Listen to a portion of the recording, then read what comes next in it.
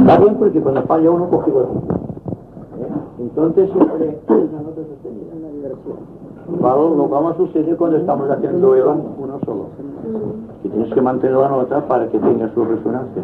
Y cuando son varios que están pronunciando la nota, siempre hay uno que mantiene la nota y el otro va haciendo. Y cuando falla uno, ya tiene el otro. Y el otro. Y es lo que vamos del conjunto. Esto es lo del grupo también a nivel. Exacto.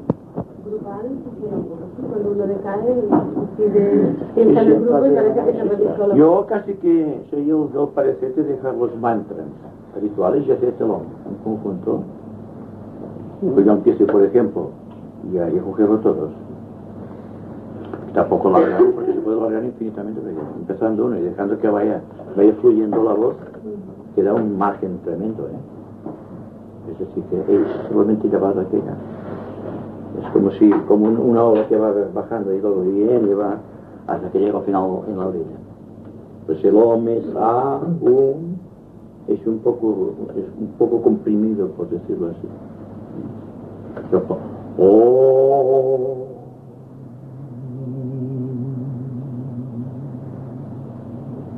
Y esto cuando hay un grupo que lo está haciendo, es una nota muy bonita, porque cada cual emite su nota. No hay que forzarse. Por ejemplo, yo puedo hacer varios tonos de voz porque tengo un cierto entreno. Pero cada cual debe hacer su nota. No la nota mía, sino la suya propia. Y cada cual tiene una nota típica. Se puede hacer, por ejemplo, después podemos hacer el silencio, entonces emitir la voz cada cual a su aire, a su manera. Bueno, respira, Juli. O sí que vindrà, però mentre no vingui una cosa o una altra. Bueno, jo crec que ja que has encetat el tema de l'OM, podries parlar-nos de com entonar l'OM, i una pregunta que tenia per cert el Ramon per fer-te era que ens expliquessis les dues etapes de l'OM, la invocativa i la evocativa. Bueno, en català o en castellà com podem fer-ho? Avui no gravo res per ningú. Tu tienes dificultat? No, en catalán. Pues bueno, continuamos en castellano. Pero el OM es hasta hace unos 70 años, así aproximadamente, solía ser un secreto iniciático que solamente se impartía en las escuelas esotéricas avanzadas y naturalmente en las ramas para fines meditativos o fines constructivos. Pero el OM en sí, como lo define el maestro tibetano, es el sonido de resurrección. Entra dentro de los tres cuerpos un aire refrescante, un aire nuevo, un aire renovado, que procede de las capas internas, no viene de lo externo. En cambio, el AUM, que corresponde a la mente de los cristianos. Cristianos,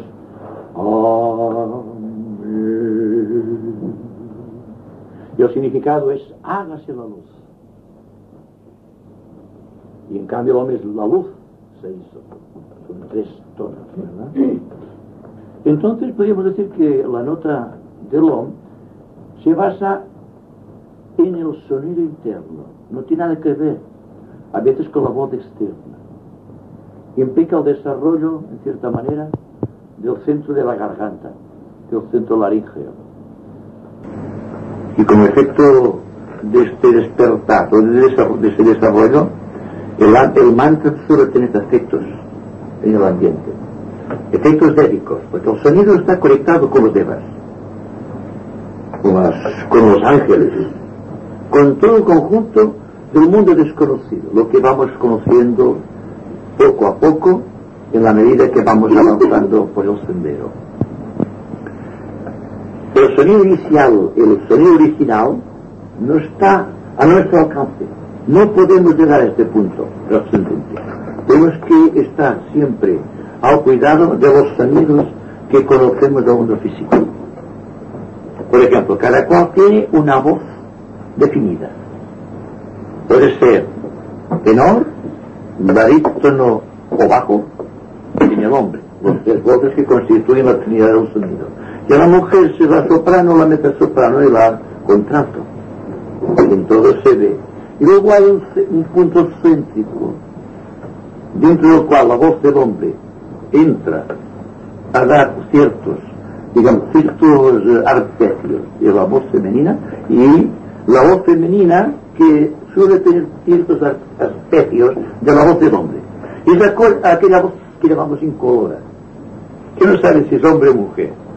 Es el paso que va del hombre a la mujer y de la mujer al hombre en el caso del andrógino, que no tiene sexo. Pero tiene esa particularidad, pero no es esta voz que puede ser masculinoide en la mujer o feminoide en el hombre, sino que es una voz que lleva todos los matices de la creación. Y esto naturalmente constituyen etapas de desarrollo en el sendero para llegar a ciertos puntos de coincidencia dentro del orden de sonidos y producir efectos ambientales. En la meditación, el OM, repetido 3 veces, tiene por objeto equilibrar o integrar el cuerpo físico y con el etérico, el cuerpo emocional y el cuerpo mental. Constituye lo que decimos la integración del cuerpo inferior, del tipo del cuerpo inferior del hombre. Esto, cuando se va produciendo este alineamiento, y entonces por efecto de este alineamiento evocativo, porque corresponde a nuestro propio ser, ya estamos buscando la parte evocativa, lo que corresponde al ángel solar. Entonces hay que saber quedar en silencio, con el oído muy atento a ver cuál es el sonido que va a surgir de la conciencia, y a veces una nota más grave o más aguda. Depende de las tapas ambientales, depende de la calidad de los devas que están funcionando a nuestro alrededor, depende del poder invocativo del propio individuo, de su grado de desarrollo en el orden de sonidos, para llegar a un punto dentro del cual hay una integración con el nivel superior. A través del OM, del triple OM, se está creando la antakarana, y a través del OM egoico se está creando la antakarana ya con el ser superior. Es decir, que hay 2 tipos de antakarana, hasta el medio y al final que llega hasta la cumbre del proceso. Y hay también una voz que se llama el sonido original, que corresponde a la muerte. Con este sonido no tenemos nada que hacer. Y con el sonido OM, en ciertos tonos tampoco, porque como digo, hay que estar muy silenciosamente expectante, hasta que dentro surge como una nota luminosa que te dice la forma que va a tener el aspecto, digamos, del sonido. Y una nota a veces que no tiene nada que ver con nuestra propia voz, la voz que tenemos de barítono, de tenor o de bajo, o de soprano, de mezzosoprano o contralto. Es algo más, está por encima de estas cosas. Son las leyes ordenadores del sonido en la vida de la naturaleza. Pues bien, ahora estamos entrenándonos para pronunciar bien el OM, a fin de producir efectos ambientales. No se puede trabajar en magia sin conocer el tono que corresponde en cada momento y en cada circunstancia, prescindiendo de la voz que cada cual puede tener. Surge una voz que es desconocida. Primero se oye como un sonido que viene mentalmente, después se siente dentro del corazón y finalmente surge por la garganta, sin darle más importancia que al sonido del yo. El yo interno ya no es el yo externo que está tratando con los 3 cuerpos inferiores, es el yo que trata con los aspectos superiores de sí mismo. Entonces hay los contactos, hay todos los condicionamientos psicológicos que lleva el hombre encima, lleva el pulimiento o la limpieza del sonido, la voz se hace más agradable, y entonces una persona puede penetrar dentro del campo de los sonidos misteriosos de la naturaleza, ocupado por los devas, y cada deva responde a ciertos tonos musicales o a ciertas notas mantránicas. De ahí que cuando se habla sobre la voz, sobre mantra, yoga, cuando se habla del poder de los sonidos en la vida de la naturaleza, se tiene que tener un conocimiento muy exacto de la persona que va a recibir estos conocimientos. Porque si un aprendiz de brujo, y hacemos referencia mucho al aprendiz de brujo porque es un caso muy corriente, para suministrarle, para impartirle ciertos mantras definidos, para producir ciertos resultados ambientales que pueden ser peligrosos. Primero, porque el sonido atrae los devas, y todos los sonidos son ramificaciones del Om sagrado o de la Om, que corresponde a los mundos interiores o inferiores. Pero os digo que el peligro existe porque una voz o un sonido destemplado, surgido de un desconocimiento de las leyes del sonido, puede provocar una catástrofe ambiental, puede agravar el karma, puede producir el despertar prematuro del fuego de Kundalini dentro de la persona. Es decir, que es muy importante empezar a trabajar el sonido o el mantra a partir de un gran silencio. Yo aconsejaría que de hoy en adelante practicasen el silencio de los mantras y nada más. Los mantras del Om, cada cual a su tono. Porque entonces os vais reafirmando progresivamente en el sonido interno. Aparentemente es un sonido externo que se va trabajando con este sonido interno. Y este sonido interno, cuando se va practicando, pues abre un mundo de posibilidades. La primera es lo que hablé el lunes en la sociedad teosófica. Es el sonido del yo físico. El sonido que da en su conjunto todo el conglomerado físico y etérico.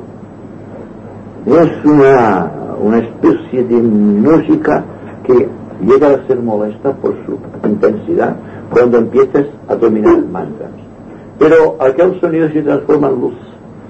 Con el tiempo te permite ver etéricamente las cosas, ponerte en contacto con las pequeñas criaturas del éter, las ondinas de las aguas, por ejemplo, los gnomos de la tierra, las salamandras del fuego, las sílfides del aire.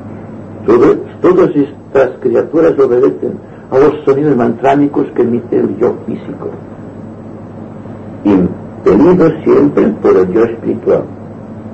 Porque no basta pronunciar el mantra que corresponde al yo físico, sino que este mantra debe venir impelido por la fuerza activa y espiritual del yo superior. Si no sería destructivo, porque un mago negro, que puede reproducir los sonidos que corresponden a este grupo de devas, puede hacer arquitecturas de formas a su voluntad y crear espejismos ambientales para los discípulos. Y el discípulo tendrá que luchar contra estas fuerzas. En determinados momentos de su vida notará que existen fuerzas que tratan de avasallarle, que tratan de detener su camino progresivo en el sendero. Y hay que prepararse ahora pronunciando bien los mantras y creando a través de los mantras una coraza protectora luminosa a nuestro alrededor, creando un mundo de protección para nuestros vehículos y para la seguridad del yo que está evolucionando. Es decir, es tan extensa la labor que se puede hacer partiendo de las leyes soberanas del sonido. Recordad que el universo en su totalidad es el resultado de un mantra que está emitiendo el lobo solar. Está realizando la meditación y está pronunciando un discurso en el cosmos. Y en tanto esté hablando, conversando y emitiendo este discurso, el universo permanecerá inalterable. Las moléculas estarán juntas. Habrá una expansión total de vida vitalizadora dentro de las formas. Porque la atención y la intención del Logos está sobre cada una de las formas que componen el universo. El universo es físico. Y acordaos que el Aum corresponde al hágase la luz bíblico. Este mantra corresponde hágase a la voluntad, y luz corresponde al tercer aspecto, y el punto de relación es la, corresponde a la U del Aum. Cuando se va avanzando, porque acordaos que el Aum estaba muy vigente durante la época atlante, las primeras subrazas, pero que fue en la raza aria cuando se empezó a acortar el sonido y hacerlo más sintético. Entonces el Aum se convirtió en el Om, y el Om con el tiempo se convertirá en un sonido definible, desconocido todavía por los grandes adeptos de la jerarquía, que es el sonido iniciado, o el sonido original, o el mantra sagrado que corresponde al nombre entero de nuestro logos planetario. El Om corresponde a la mitad de su nombre, y al Om corresponde a una letra de su nombre. Así que hay que empezar a trabajar con el Om y conocer la mitad del nombre que corresponde, hablando en términos de sonidos cósmicos, a nuestro logos planetario, es decir, al ángel celestial de nuestro esquema. Y de aquí ir viendo la importancia que tiene en meditación y en magia la pronunciación correcta del Om, de este sonido mantrámico que nos fue revelado en el principio de la raza aria, y que tenemos que perfeccionando, ganando en tonos y subtonos, enriqueciendo su color, porque es un color en el espacio, y ennobleciendo por simpatía vibratoria las formas geométricas que se pongan a nuestro alcance o que estemos creando en el éter a través de las meditaciones, a través de las palabras que emitimos o a través de los propios deseos. La intensidad de una meditación se basa mucho en el poder del hombre, en la cualidad del hombre, en la intensidad del hombre, en la capacidad que tenemos de pronunciarlo siguiendo directrices internas y no siguiendo los imperativos del yo inferior que quiere entrometerse constantemente en estas cosas y no está capacitado para ello. Así que cuando intentéis pronunciar el hombre, daos cuenta si la intención es pura antes de pronunciar el hombre. ¿Qué es lo que pretendéis cuando estáis emitiendo el hombre? Seguramente que estáis tristes, apesadumbrados, o que tenéis un problema y entonces vais a buscar el hombre para que solucione el problema. Lo cual es una forma muy directa de agravar el problema, porque la intensidad del hombre puede aumentar con el ritmo vibratorio del problema, en tanto que el hombre es efectivo cuando la mente está en silencio, está serenamente expectante, está en calma profunda. Entonces cuando emite el hombre, si veis el espacio como se está creando de formas armónicas muy parecidas a las notas musicales vistas en forma clarividente, quedaréis asombrados. Y entonces vendría aquella responsabilidad a la cual hacíamos referencia cuando estamos hablando sin ton ni son, solamente porque el hablar se ha convertido en un hábito y no en una necesidad. No sé si me explico. Hablamos más por hábito que por necesidad. Si hay una diferenciación entre el iniciado y el discípulo, y entre el discípulo y el hombre corriente, es que el iniciado o el discípulo avanzado hablan cuando conviene. Y en cambio, los inexpertos hablan cuando quieren. No es lo mismo, ¿verdad? Pues ocurre lo mismo con los mantras. El mantra será tanto más efectivo cuando sea necesario pronunciarlo. En un caso de necesidad, cuando hay un dolor ambiental más allá de nosotros que corresponde a la humanidad, cuando hay estos accidentes que estamos viendo por doquier constantemente. Entonces enviártelo buscando la serenidad primero que nuestro cuerpo emocional no tome parte en el proceso. Una tristeza, recordad, aumenta la tristeza. Por tanto, el ánimo sereno está más allá de la tristeza y de la alegría. si estáis en esta situación, si estáis en el centro de la conflictividad, entonces emitid el en dirección a aquella desgracia, que accidente. Entonces asistiréis a un proceso de servicio llevado por los maestros de la jerarquía. Estáis colaborando con los ángeles que están pendientes del trabajo que está realizando la jerarquía con esos casos, con esos accidentes, con ese dolor y ese sufrimiento humano. Cuando una persona está sufriendo, en lugar de orar, enviárlelo, que es un sonido de resurrección, y en este om, llevando buena intención, con el tiempo llegaréis a emitir la nota justa y apropiada para cada situación. No busquéis siempre una nota definida, no busquéis un tono determinado, dejaos llevar.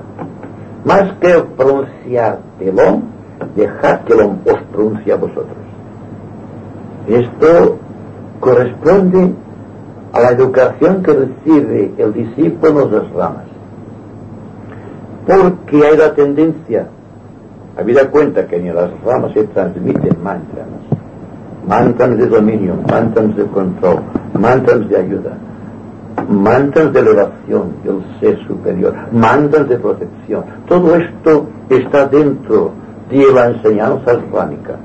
Suele esto impartirse en una prueba que hay en la primera esfera de Shambhala. Ahí se enseña a los discípulos a pronunciar correctamente el om, y a que recoja aquel sonido del om que le corresponde dentro de su cerebro físico, y que él tiene que recordar, tratar de recordar. Al acostarse debe llevarse la intención de recordar todo cuanto va a ser impartido. Y me preguntaréis, ¿cuándo va el discípulo a las ramas? ¿Cuáles son las normas que sigue el discípulo para entrar en una rama y para recibir la enseñanza rámica? Yo os diré que está más allá del alcance del discípulo, porque siempre es el maestro quien sabe el momento exacto. Pero cuando llega el momento, el discípulo se siente proyectado, porque hay una succión, digamos, de alguna manera, desde las ramas hacia el discípulo, regido por leyes que no son la atracción de la materia, sino que es la virtualidad del espíritu, que es la atractividad, o digamos la atracción superior, que nos atrae hacia aquel punto determinado. Y cuando estamos allí, nunca estamos como, digamos, observadores, sino como trabajadores. Y a veces el maestro coge a todos los discípulos y se los lleva para que ayuden definidamente en casos, como estamos diciendo, a hospitales, a manicomios. Está pendiente cuando hay grandes decisiones políticas en la vida de los pueblos. Y está observando todo el proceso de una civilización o de una cultura. Y está induciendo a ciertas líneas de pensamiento a las gentes. Y esto se hace en forma inteligentemente organizada. Y entonces, cada cual con su propio sonido, en medio de diálogo cual una esfinge, como se dice en el libro de los iniciados, empieza a trabajar y emite la nota que el maestro ha indicado, pero se da la particularidad que la nota que el maestro indica es la nota que corresponde a todos y a cada uno en particular, y que la enseñanza, creo que lo he dicho más de una vez, que el maestro está pronunciando en un idioma desconocido y está llegando al corazón del discípulo en su propia lengua, y lo comprende perfectamente, porque se trata del lenguaje universal que utiliza el maestro. Yo escucho al maestro en catalán, y esto parece un contrasentido. Me doy cuenta que el maestro habla en sensat, o en palí, o en sánscrito. Es un sonido, es un sonido suave, que va penetrando dentro de uno. Y luego se da cuenta uno que lo comprende todo. Hay una etapa de adaptación a las palabras del maestro. En el principio no comprendes gran cosa. Es un fragmento de la obra completa. Pero poco a poco, como se exige una atención expectante, y con el tiempo sabéis lo que es la expectación, cuando estéis en unas ramas, completamente identificados con el maestro, cuando está hablando el maestro, hay una expectación tremenda. No existe el cuerpo emocional, no existe el cuerpo mental, solamente existe la intención de Dios. Y el yo, con aquella atención, a medida que se va acentuando la intención, va entrando el conocimiento de lo que el maestro quiere impartir. Y con el tiempo, cuando el discípulo está muy entrenado en el arte de escuchar, es un arte, entonces oye íntegramente el mensaje del maestro en su propia lengua, comprende todos los misterios, los recovecos de lo que el maestro trata de introducir dentro de tu conciencia. Y en todo esto, al finalizar, cuando hay una invocación de bendición sobre los discípulos, se siente una paz y entonces se comprende lo que es realmente, lo que se trata de definir como ser en expectación. De cual participa la inteligencia, el amor y la voluntad, a un grado superlativo, y que al penetrar en el cerebro y en el corazón transforma todo el equipo kármico del individuo, le lleva por sendas de rectitud, le obliga a enderezar los caminos del Señor, como se dice bíblicamente. Se siente transportado a los cielos. Es una bendición para todos. Y pasará seguramente todavía ciertos tiempos sufriendo por su karma. Pero sabe que aquello tiene que pasar, que nada tiene que ver con lo que está viviendo internamente. Entonces empieza a separar el yo de su karma. Hasta aquí el karma y el yo es una sola cosa. Pero es el momento en que el discípulo se da cuenta de la situación, y entonces se ve el karma como algo aparte del yo. En virtud de ello, el karma no puede atacarte el yo. No existe karma, por decirlo de alguna manera. Y si existe, el discípulo ve el karma igual que ve aquel que está encima del puente viendo pasarte el agua. Pasa el agua, pero él no pasa con el agua. Y el karma transcurre porque así está escrito en los cielos y en la tierra. Pero el que no es del cielo ni de la tierra está más allá del karma. Y esto es lo que hay que tratar de averiguar, lo que hay que tratar de comprender, lo que hay que tratar de vivir y lo que hay que tratar de discernir cuando se habla de el conocimiento esotérico, haciendo la distinción de lo que es la vida esotérica. La vida esotérica es la vida de las ramas trasladadas al mundo físico. Es la vida del compañerismo, es la vida del grupo. Y cada uno de nosotros, con el tiempo, tendrá que convertirse, si aprende la lección, en un foco radiante de luz que atraiga a otras personas que están sedientas del conocimiento inmortal de los maestros. Y entonces, convertirse también en depositario de la ley, en un testigo de la luz, en un servidor del plan.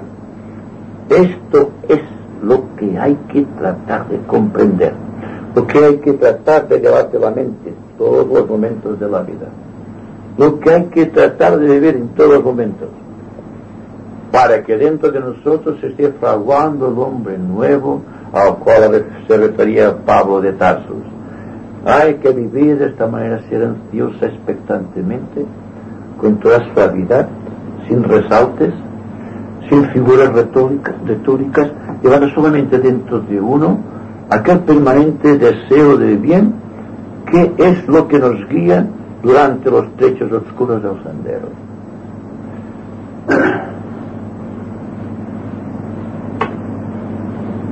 Me parece que Ramón quería puntualizar sobre las dos etapas del hombre.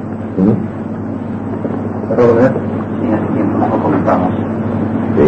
Entre el vocativo y el vocativo del hombre. No hablan de eso.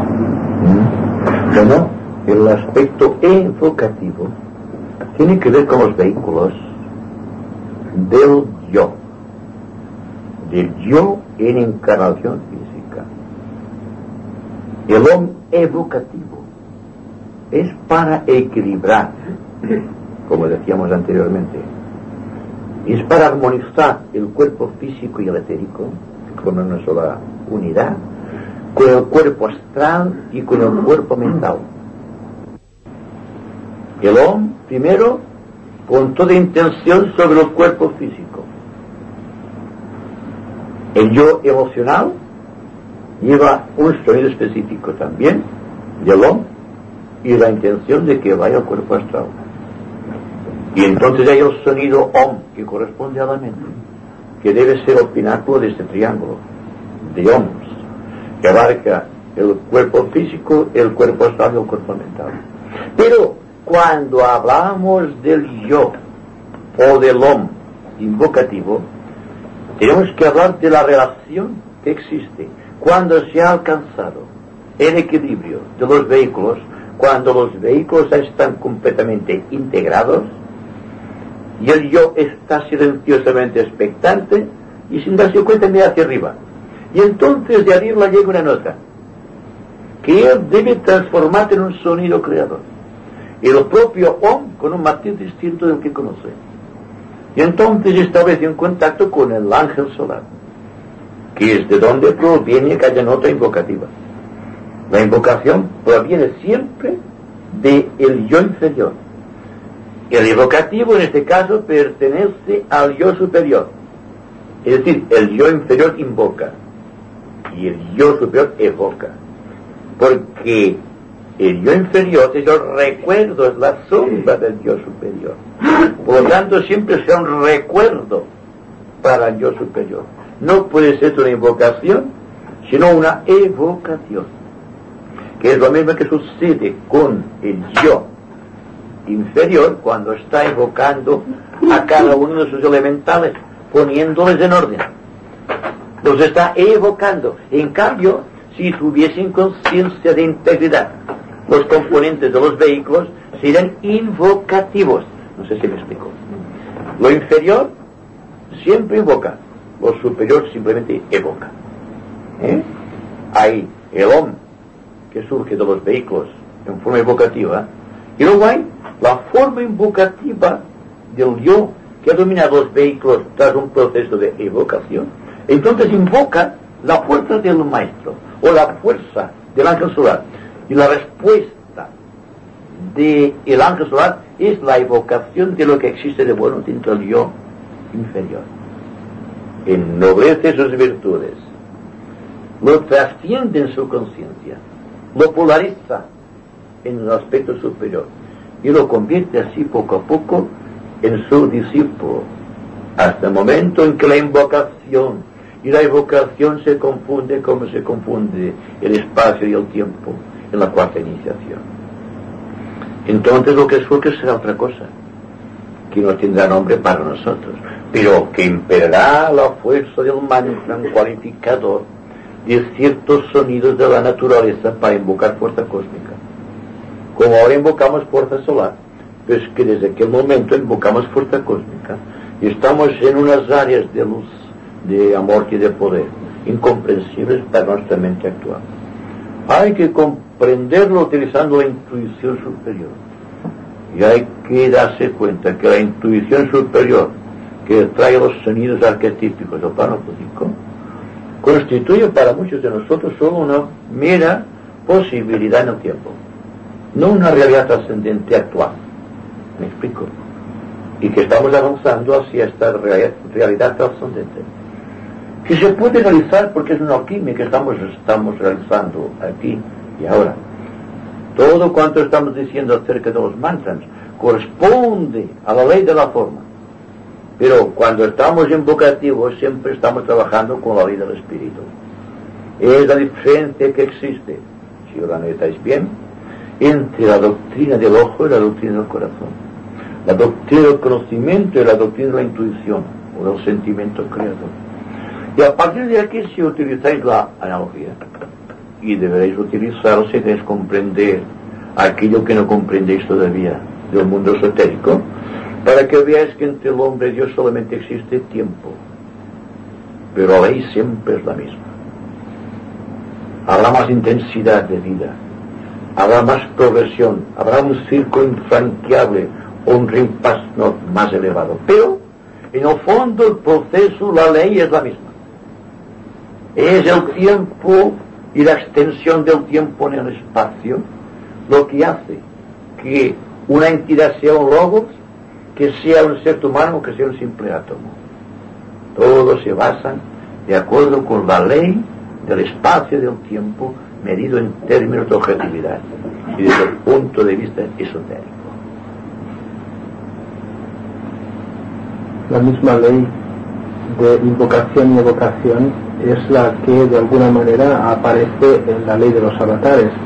Es decir, según es el karma a través del cual está la humanidad sufriendo ciertas situaciones, en respuesta a esta invocación de la humanidad aparece como evocación un enviado. Entonces, según es la calidad de la energía disponible en esta invocación, así es la calidad y aspecto del avatar que aparece en manifestación. Exacto, sí.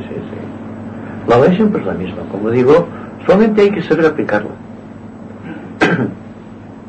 La ley de lo superior rige lo inferior. Es aquello que decía, según se decía, pero si no lo decía es verdad. Lo que tú atares en la tierra será atado en el cielo, y lo que tú desatares en la tierra será desatado en el cielo. Igual es arriba que abajo, igual es abajo que arriba. Pasarán los tiempos, las civilizaciones se hundirán en el peso del olvido, pero la ley siempre permanecerá inalterable, porque la ley es la eternidad de la manifestación. Y naturalmente, como veis, las cosas es fácil de explicar, y si se comprende exactamente esto, porque hemos empezado hablando de los sonidos, si empezamos a practicar los sonidos de una manera inteligente, no dejándonos llevar por la espectacularidad, que es lo peor que le puede suceder a un discípulo, buscar resultados espectaculares. Cuando deja la espectacularidad y acoge el sonido con humildad y sencillez, es cuando se obtienen los grandes resultados, los grandes frutos de la acción. Entonces veréis que cuando hablamos del carisma humano, del carisma del discípulo, del carisma del maestro, estamos hablando de un sonido que esté rodeando constantemente, digamos, sus arpegios en el tiempo. Se está manifestando en forma de un color indefinible, que es una aura magnética, y en eso son los creadores. Y si tenéis en cuenta, ya para terminar, lo que dije, hablando del plano búdico ayer, del sonido del plano búdico, que se convierte en música, porque el sonido del plano búdico refleja el tono universal del propio planeta, es la voz del propio logos planetario, que al transformarse, al circunscribirse en átomos de luz, dijo mis palabras muy cuidadosamente, en átomos de luz del plano búdico, se convierten en notas musicales, que al transportarse al mundo del músico, el que tiene capacidades musicales, se transforman en las melodías que conocemos, no en los ruidos de la música moderna, por favor. No invertamos los términos. Desde el ángulo de la jerarquía, mucha parte de la música moderna pertenece a la magia negra, y por lo tanto está atentando contra la salud de la raza, y tendremos, según nos dice el maestro en la rama, un gran problema con la juventud que ahora está trabajando con esos sonidos cuando tengan 40 años. El problema será entonces, porque habrán envejecido antes del tiempo sin haber creado nada, sin haber hecho nada de provecho para la humanidad, y por lo tanto tendrán que reencarnar metiéndose nuevamente en sonidos de esta naturaleza hasta que comprendan cuál es el sonido de la verdadera música. Y aquí no hay más vuelta que darle, porque la música moderna afecta al plexo solar, y en cambio la música que pertenece al plano búdico afecta siempre el sentimiento del corazón. Es la música suave que nos induce a soñar, a sentir, a vivir la luz espiritual. Y ahora haremos esto que hemos dicho antes, haremos en silencio, y cuando empiece el OM, todos al OM, a ver qué pasa.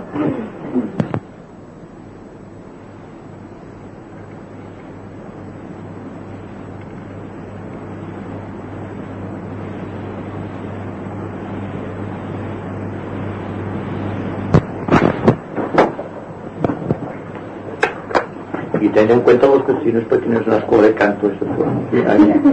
Hay que emitir la voz del corazón.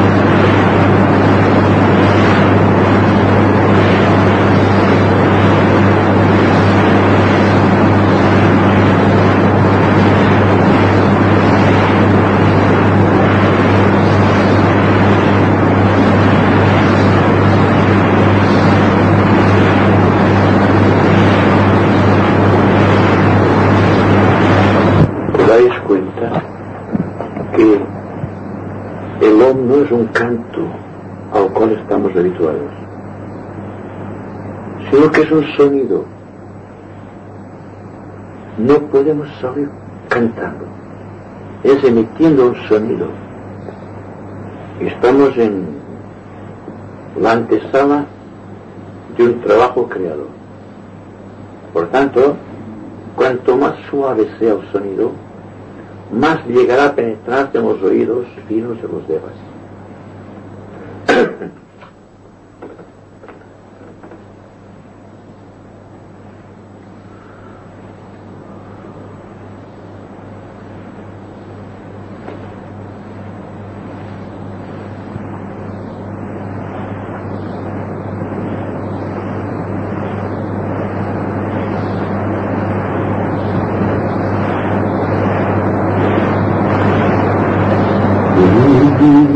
Thank you.